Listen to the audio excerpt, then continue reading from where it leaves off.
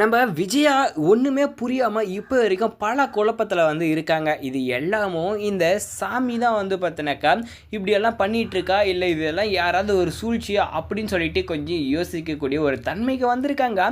என்னதான் நம்ம விஜய யோசிச்சாலும் அந்த இடத்துல முழுக்க முழுக்க சுத்தி அவங்கள நம்ப வச்சிருக்கா இந்த சிந்தாமணி. எப்படின்னா, இப்ப இவளால தான் இந்த வீட்ல எல்லா பிரச்சனையும் நடக்குது.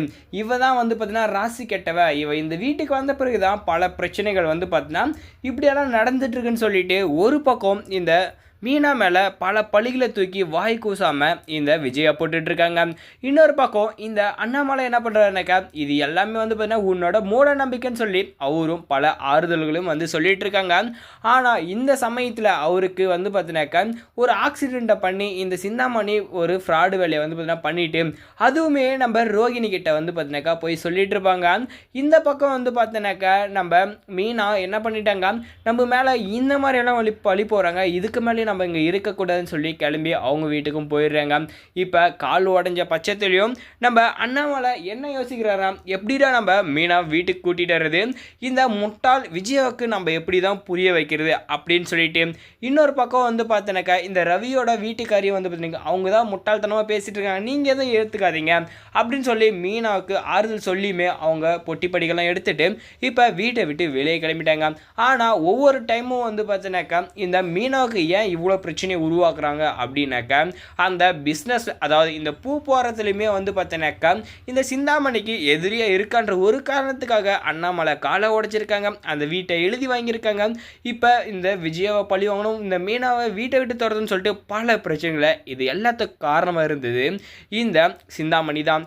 இப்போ நம்ம ரோகிணி இன்னொரு மாஸ்டர் பிளானையும் போடலாம். எப்படின்னா, நம்ம எப்படி வீட்டுக்குள்ளே போகணும்னா இப்போ இந்த சிந்தாமணி மாதிரியே நம்ம இன்னொரு பிளானை போடணும். என்னன்னா, இப்போ நம்ம மனோஜ்கிட்டையுமே என்ன பண்ணிட்டோம், நாம் தான் அந்த வீட்டுக்கு என்ன பண்ணுறோங்க மருமகளாக திரும்ப வரப்போகிறோம், ரெண்டாவது தரமாக திரும்பவும் நம்மள தான் அவர் கல்யாணம் பண்ணிக்கணும் அப்படின்னு அந்த இடத்துல சாமியாரை வச்சு பேசியிருப்பாங்க இல்லையா.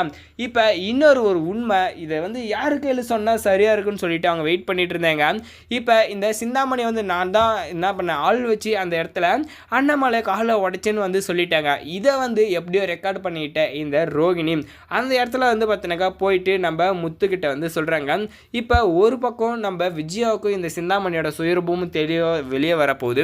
இப்போ இந்த அண்ணாமலையும் எல்லா விஷயத்தையும் புரிஞ்சுக்கிட்டு நம்ம மீனாவை கூட்டிகிட்டு வரதுக்காக அடிப்பட்ட காலோட அந்த வீட்டுக்கு போக போகிறாங்க. போயிட்டு நம்ம மீனாவை பார்த்தீங்கன்னா கூட்டிகிட்டு வர போகிறாங்க.